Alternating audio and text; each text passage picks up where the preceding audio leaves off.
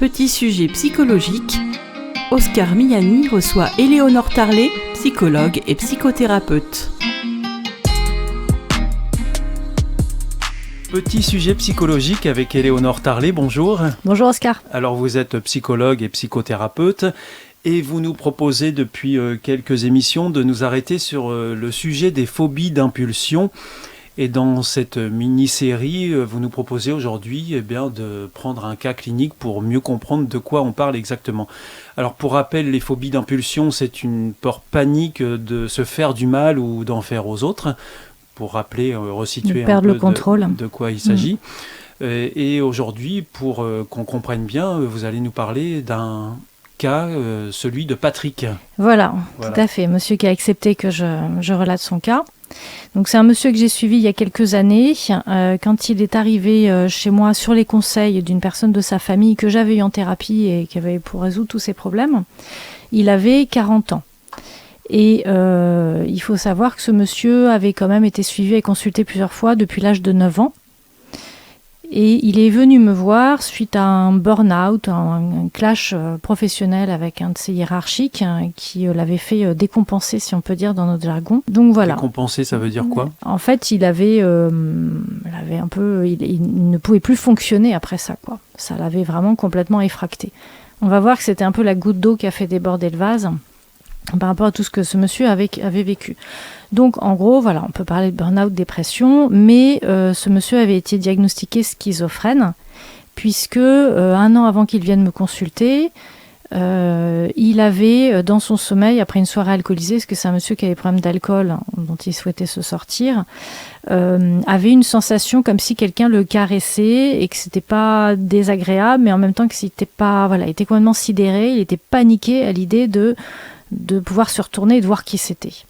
Et pourtant, il était seul à ce moment-là. Il était seul. Donc là, il s'est cru fou, il s'est dit c'est pas normal. Enfin, j'ai vraiment senti que quelqu'un me touchait, me caressait, mais il n'y avait personne. Et forcément, il est allé raconter ça à un psychiatre qui lui a dit vous avez des hallucinations sensorielles et du coup, ça relève du tableau clinique de la schizophrénie. Mais en dehors de ça, ce monsieur, jusqu'à ce qu'il ait cette dépression, fonctionnait bien. C'est-à-dire qu'il travaillait dans un corps d'armée, il avait toujours donné satisfaction. C'est un monsieur qui, à l'école, était plutôt bon, même s'il était un peu isolé, introverti. Alors, isolé, introverti aussi. Moi, j'ai vu après, par la suite, c'est un monsieur qui avait certainement été hypersensible, peut-être précoce, ou peut-être TSA, je ne sais pas. Il n'y avait pas eu ce diagnostic. Et du fait d'être très sensible, il était dans un foyer où il y avait eu beaucoup de violence. En fait, il a un frère aîné qui est décédé à 6 mois, avant lui, qu'il n'a pas connu. Et suite à ça, il m'expliquait que le papa avait très mal vécu et était rentré dans l'alcoolisme et était devenu violent. Donc en gros, on va dire à peu près depuis sa naissance, il avait observé, même s'il n'en avait que très peu de souvenirs, des scènes de violence extrême entre son père et sa mère, voire parfois avec des couteaux. Et je pense qu'une fois que les parents étaient séparés, c'est pas je pense, je fais l'hypothèse avec ce qu'il m'a relaté, que lui avait peut-être subi des choses du papa, dans l'ordre un peu sexuel ou des attouchements, et les sœurs ont vraiment vécu et ont dénoncé, et c'est suite à ça que les enfants ont arrêté d'aller chez leur père. Et alors donc, les problèmes qui ressurgissent 30 ans après, c'est sans doute alors c'est sans doute du matériel traumatique, qui était peut-être dissocié ou en tout cas dans des sphères du cerveau qui n'étaient pas accessibles. Et cet événement à 39 ans, pendant qu'il dormait, on peut faire l'hypothèse que c'est du matériel traumatique qui a, suinté un petit peu. Mais comme ça ne vient que par bribes, donc là c'est une sensation, ça peut être des cognitions, ça peut être des images, et en fait on se croit fou parce que le souvenir est effracté, on n'a pas tous les morceaux du puzzle. Et pourquoi je cite ce cas clinique dans les phobies d'impulsion ? Puisque ce monsieur ensuite a développé des phobies d'impulsion où il entendait dans sa tête vas-y tue-la, pousse-la du balcon.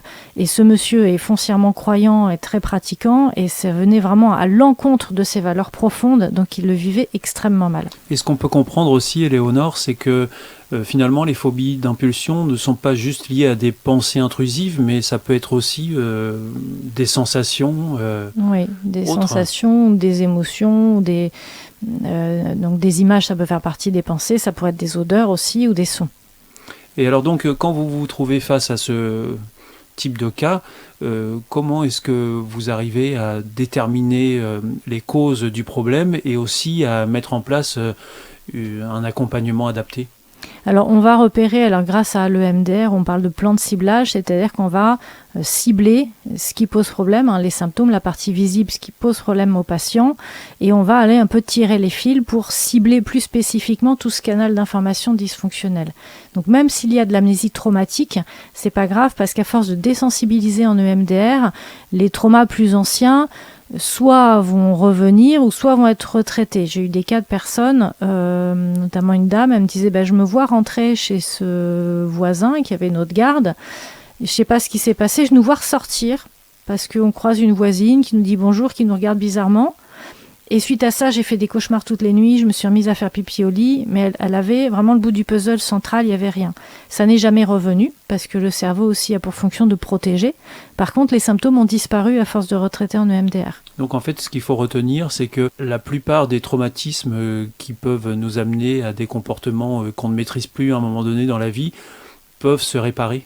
Oui, tout peut se réparer. On remet en route la neuroplasticité grâce à cette thérapie. Alors bien sûr, il faut qu'elle soit bien menée. Ça n'est pas qu'une thérapie ou une technique. C'est pas une technique, c'est vraiment une thérapie dans un modèle qui s'appelle le modèle TAI, traitement adaptatif de l'information, où il y a vraiment une prise en charge globale du patient avec tout ce qu'on connaît en neurologie, tout ce qu'on connaît en troubles dissociatifs de la personnalité, etc.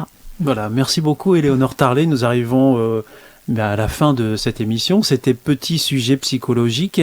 Aujourd'hui, il s'agissait d'un cas clinique dans le cadre de notre mini-série sur les phobies d'impulsion.